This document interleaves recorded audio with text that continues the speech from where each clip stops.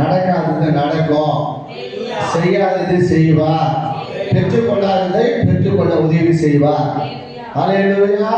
அப்ப நம்முடைய விசுவாசம் எப்படிப்பட்டது இருக்க வேண்டும்? காணப்படாதது மேலும், இல்லாதவைகள் மேலும், பார்க்காதது மேலும் நாம் விசுவாசம் வைக்கும்போது அது நமக்கு நம்பிக்கை உண்டாக்கும். அந்த நம்பிக்கை பெற்றுக்கொள்வோம் என்று நிச்சயத்தை உண்டாக்கும்.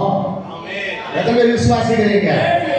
அதுதான் எரேமியாவுல அது 39வது அதிகாரம் 18வது வசனம் சொல்லும்போது சொல்றாரு, உன்னை நிச்சயமாய் விடுவிப்பேன்னு சொல்றாரு. கட்டப்பட்டு கிடக்குறியா? அடிபட்டு கிடக்குறியா? உதப்பட்டு கிடக்குறியா? ஒண்ணு இல்லாத கிடக்குறியா? பல போராட்டத்துல பிரச்சனை இருக்காருயா? கர்த்தர் சொல்றார், நிச்சயமா என்ன செய்வார்? உன்னை விடுவிப்பேன்னு சொல்றார். அது கர்த்தருடைய வார்த்தை. அவர் உங்களுக்கு கொடுக்கிற வார்த்தைனா நிச்சயமாகவே முடிவு உண்டு. எதுக்குமே முடிவு இல்லாதது கிடையாது. எல்லாத்துக்குமே முடிவு உண்டு. உன் நம்பிக்கை யார் மேல இருக்க வேண்டும்? இயேசு மேல இருக்க வேண்டும். உன் நம்பிக்கை இந்த வசனத்தின் மேல இருக்க வேண்டும். உன் நம்பிக்கை இந்த சத்தியத்தின் மேல இருக்க வேண்டும். உங்களுடைய நம்பிக்கை யாரை சார்ந்து இருக்க வேண்டாம், தேவனை சார்ந்து இருக்கும் என்று சொன்னார். நிச்சயமாகவே அவர் என்ன செய்வாரு? ஒரு முடிவை அவர் கொண்டு வருவார். அந்த நம்பிக்கை வீண் போகாதபடிக்கு கர்த்தர் உன்னை விடுவிக்கிறவர். எவ்வளவு பெரிய கட்டுக்குள்ளே இருந்தீங்களோ அதை பத்தி எனக்கு பிரச்சனை இல்லை. அல்லேலூயா சொல்லுவோமா?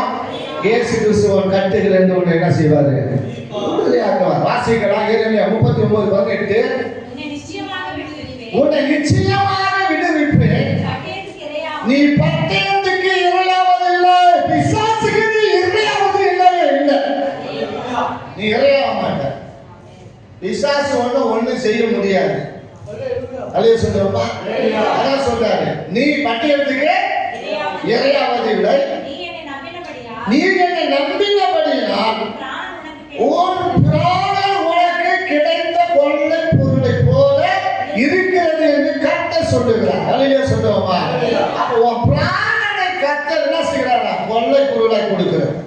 உன் பிராணனை, உன் உயிரை அவர் அழிக்கிற தேவன் அல்ல. பட்டயத்துக்கு அவர் ஒப்பு கொடுக்கிற தேவன் அல்ல. சத்துருக்கு சாத்தானுக்கு ஒப்பு கொடுக்கிற தேவன் அல்ல. அல்லேலூயா சொல்லுவோமா?